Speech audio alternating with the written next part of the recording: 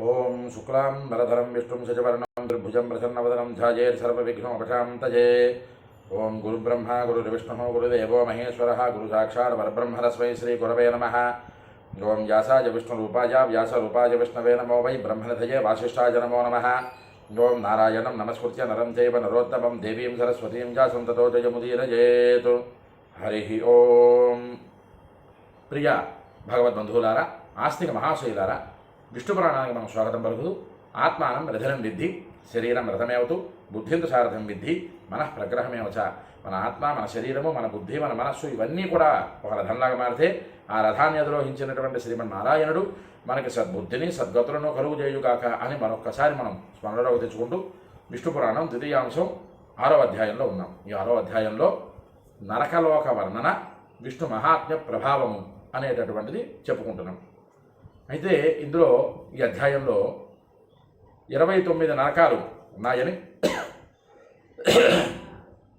క్షమించాలి, 29 నరకాలు ఉన్నాయని, ఎలాంటి పాపం చేసినటువంటి వారు ఎలాంటి నరకానికి పొందుతారని, ఆ నరక బాధనని అనుభవింపజేస్తాడు భగవంతుడు అని చెప్పుకుంటూ, అందులో ఆఖరి ఘట్టంగా ఆఖరి శ్లోకంగా కింద వీడియోలో చెప్పుకున్నటువంటిది సాధ్వి సాధ్వి విక్రయ కృత్ బంధ ఫాల కేసరి విక్రయీ తప్తలోహే పతంత్యతే యస్య భక్తం పరిత్యజేత్. సాధ్వి పరమ పతివ్రతామ తల్లి అయినటువంటి భార్యని అమ్మేటటువంటి వాడు, అలాగే కారాగృహాన్ని రక్షించేవాడు. ఇక్కడ మనం తెలుసుకోవలసినటువంటివి, ఇక్కడ నుంచి వచ్చినటువంటి ఈ నరకలోకాలు ఎవరెవరు పొందుతారన్నది కొన్ని అక్షర స్కాలిత్యాల వలన ఇక్కడ మనకి కొన్ని చిన్న మార్పులతో మనకి కనిపిస్తాయి. కానీ కారాగృహాన్ని రక్షించేవాడు నరకంలో పడ్డడం అన్నది అది అబద్ధం, అది అన్నట్టుగా చెప్తున్నది విష్ణు పురాణం. కారాగృహాన్ని రక్షించేటటువంటి వాడు తప్పటడుగు వేసినప్పుడు కొంతమంది శిక్షార్హులైనటువంటి నిందితులని, అలాగే వాళ్ళని ఆ కారాగృహంలో బంధించేటప్పుడు వారిని జాగ్రత్తగా చూసుకోకుండా వారి పట్ల అమర్యాదగా ప్రవర్తించినటువంటి వాడు అలాగైనా ఒకటి వస్తుంది. రెండోది, వారి దగ్గర లంచం పుచ్చుకొని వారు పారిపోవడానికి సహకరించినటువంటి వారు. ఇలాంటి వారు కారాగృహాన్ని రక్షించేవారు అని మాత్రం కాదు, అందులో మనం కాస్త లోతుల్లోకి వెళ్ళి తెలుసుకోవాలి.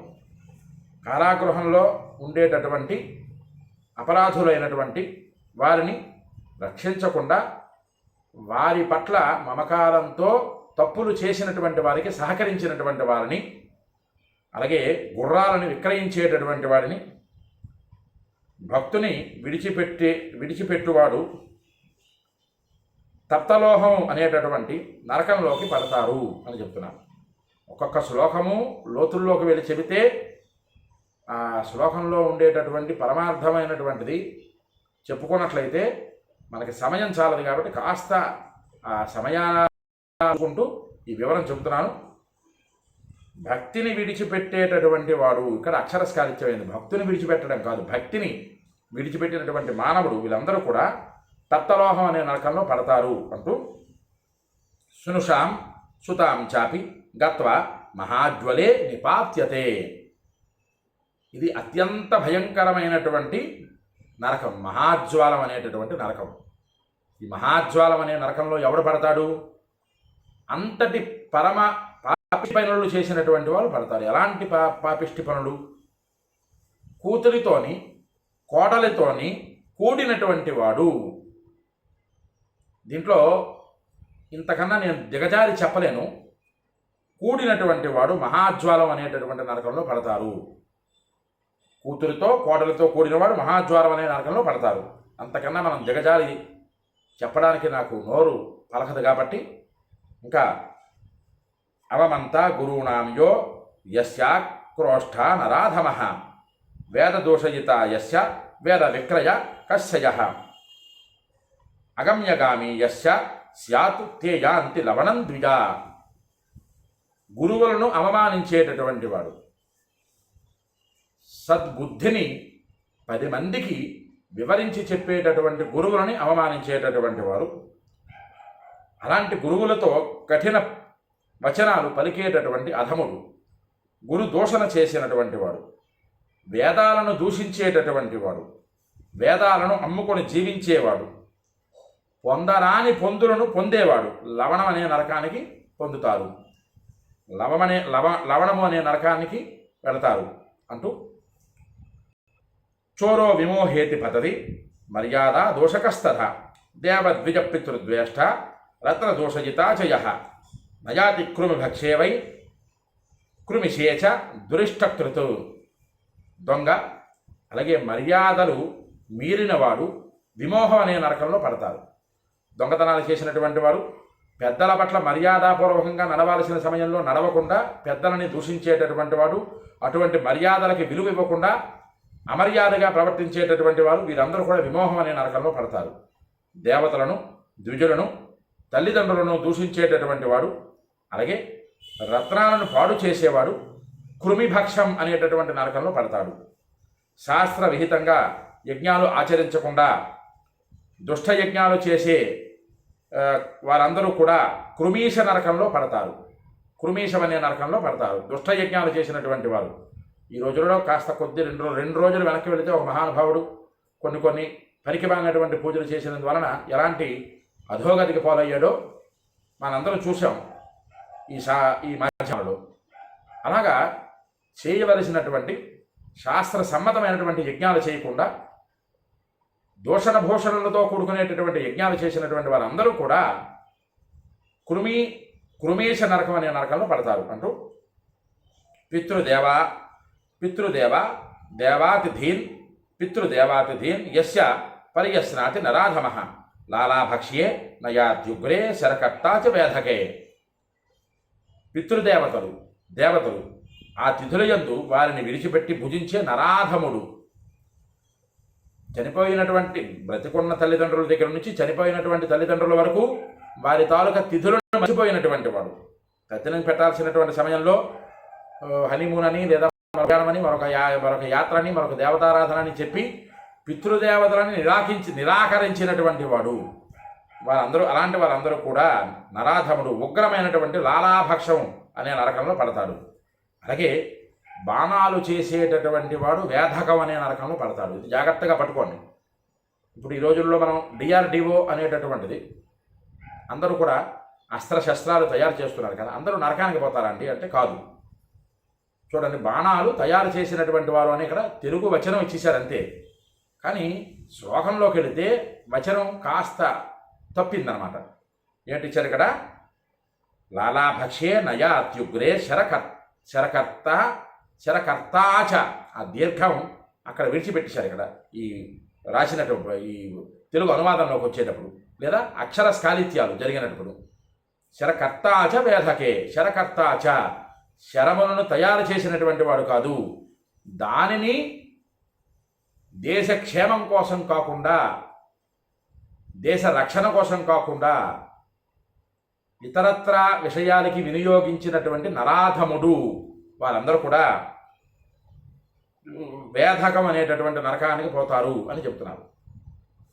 దేశక్షేమం కోసం, దేశ రక్షణ కోసం చేసినటువంటి శస్త్రాస్త్రములను వాటి కోసం వినియోగించకుండా మిగతా ఇతరత్రా వాటికి, దేశం మీద ఎవరైతే కోపంతో ఉంటారో, దేశ రక్షణ ఎవరికి నచ్చదో, దేశాన్ని నాశనం చేయాలి అని ఎవడనుకుంటున్నాడో వాడికి ఇలాంటి ఆయుధాలని అమ్మేటటువంటి వాడు, అలాంటి దుర్మార్గులు వేధకం అనే నరకానికి పొందుతారు. అంతేకాదు కరోతి కర్ణినో యస్య ఖడ్గాది కృన్నరః ప్రయాంత్యంతే విశసనే నరకే భృషదారుణే. అస్త్రశస్త్రాలు చిన్న బాణం దగ్గర నుంచి అతి పెద్దదైనటువంటి అణుబాంబు వరకు తయారు చేసిన వారందరూ కూడా దేశ సంక్షేమం కోసం, దేశ రక్షణ కోసం, ఆత్మరక్షణ కోసం చేయకుండా వాటిని వినాశకారుల చేతిలో పెట్టినటువంటి వాళ్ళందరూ కూడా చూసారా, వాళ్ళందరూ కూడా అతి భయంకరమైనటువంటి విశేషణం అనేటటువంటి నరకానికి ప్రాప్తమవుతారు. ప్రత్యేకంగా వారి కోసం వివరంగా చెప్పుకోక్కర్లేదు, ఈ రోజుల్లో మనం చూస్తూనే ఉన్నాం. సరే, ఇక్కడ ఆ వివరంలోకి వెళ్ళడం లేదు, సమయం చాలదు కాబట్టి అసతు ప్రతిగృహీతాతు నరకే యాత్యధోముఖే అయాజ్యయా అయాజ్యయాజ కస్యైవ తథా నక్షత్ర సూచక. పురాణంలో ఎవరు ఎలాంటి నరకాలకు పొందుతారో అని చెబుతూ ఎలాంటి వారిని విడిచిపెట్టలేదు భగవంతుడు. ఏంటి ఇక్కడ? యోగ్యం కాని దానాలు పట్టినటువంటి వాడు. నాకు శని ప్రభావం ఉన్నది, నేను శనికి దానం చేద్దాం అనుకుంటున్నాను, నల్లగొండ నువ్వులు దానం పుచ్చుకోండి, అంతవరకు పర్వాలేదు. కానీ కొంతమంది ఉంటారు చూడండి, ఒక ఇచ్చు రూపాయి మీద నల్ల నువ్వులు వేసి దానికి నూగింజలు అంటించి ఆ ఇచ్చు రూపాయిని నీళ్లతో ధారపోసినటువంటి వాడు, అది అందుకున్నటువంటి వాడు, యోగ్యం కాని దానాలు పట్టినటువంటి వాడు. చూసారా? ఆ యోగ్యం కాని దానాలు ఇలాంటివి వస్తాయి. వస్త్రదానం చెయ్యాలి, చక్కగా సద్బ్రాహ్మణుని పిలవడం, లేదా వస్త్రములు లేనటువంటి వారు అంటే ఐశ్వర్యహీనులైనటువంటి వారు, వారిని పిలవడం, చక్కనైనటువంటి వస్త్రం దానం చేయడం. అలా కాకుండా మనం దానం చేయాలి అని ఇంట్లో ఉండేటటువంటి పనికిరాని వస్తువులు దానం చేసినటువంటి వాడు, ఆ దానం పుచ్చుకునేటటువంటి వాడు, వీళ్ళందరూ కూడా యోగ్యం కాని దానాలు చేసేవాడు, యోగ్యం కాని దానాలు పట్టేవారు. అలాగే హోమంలో యజనం చేయకూడని పదార్థాలు వేల్చే యాజకుడు. గణపతి హోమం ఉండ్రాళ్ళు వెయ్యాలి, నేను ఉండ్రాళ్ళు వెయ్యండి మట్టి గడ్డలు వేస్తానంటే అది ఎంతటి ప్రమాదకరమైనటువంటి దుస్థితి. అలాగనమాట. యజ్ఞంలో యజనం చేయకూడనటువంటి పదార్థాలు హోమంలో వేసేటటువంటి యాజకుడు. శాస్త్రం పూర్తిగా తెలియకుండా నక్షత్రాలు మాత్రం లెక్కించి దైవజ్ఞుడిలా నటించేటటువంటి నక్షత్ర సూచకుడు ఇప్పుడు ఈ రోజుల్లో కనిపిస్తున్నారు చాలామంది మనకి. అలాంటి వారందరూ కూడా అధోముఖం అనేటటువంటి నరకానికి ప్రాప్తమవుతారు అంటూ వేగే పూజవహే చైకో యాతి మృష్టాన్న భుంగనర లాక్షా మాంస రసానాంచ తిలానాం లవణస్య చ విక్రియతే బ్రహ్మణో యాతి తమేవ నరకం ద్విజా. నిష్ఠుర కర్మలాచరించేటటువంటి సాహసికుడు పూజవాహం అనే నరకానికి పొందుతాడు.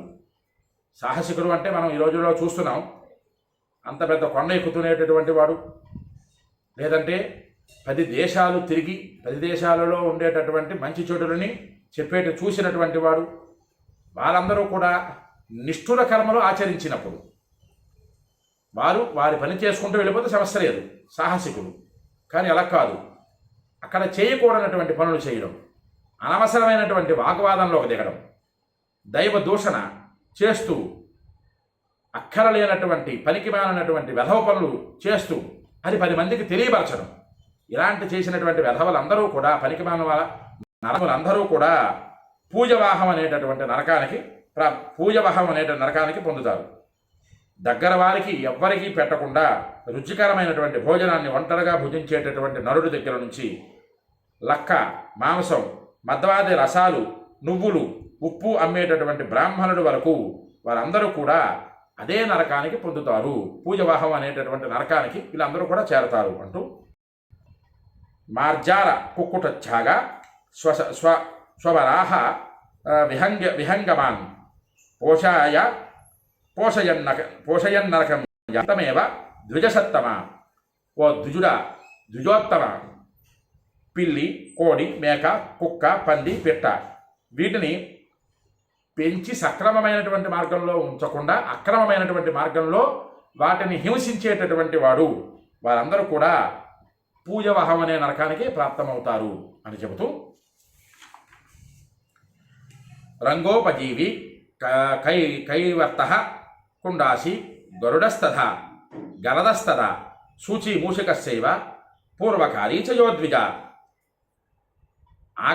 ఆగారదాహి మిత్రఘ్నః సుఖ నిర్గ్రామ యాజకః రుధిరాంధే పతంత్యతే సోమం విక్రీణతే యచే విక్రీణ తేచయే.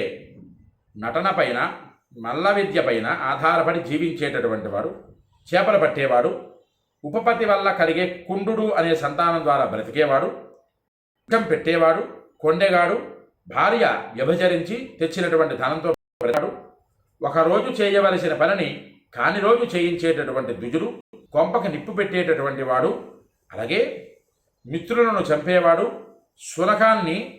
శకునం చెప్పేవాడు, అలాగే గ్రామ పురోహితుడు, యజ్ఞంలో ఉపకరించే సోమం అమ్మేవాడు రుధిరాంధం అనేటటువంటి నరకంలో పడతారు.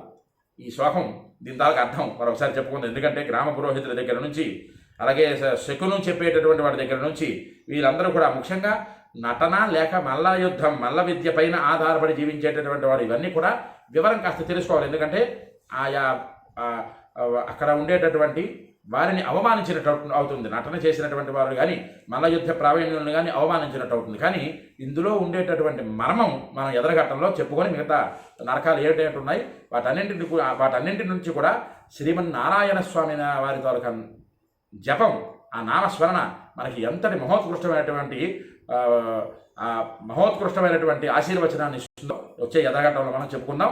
అంతవరకు ఎవరికైతే ఈ వీడియో నచ్చుతుందో వారందరూ కూడా లైక్ చేయండి, షేర్ చేయండి, మీ అమూల్యమైన మాటను కామెంట్ రూపంలో పంపించండి. విష్ణు పురాణాన్ని మీరు వినండి, తరించండి, 10 మంది వినింపజేసి ధర్మజేయండి. హరి ఓం స్వస్తి.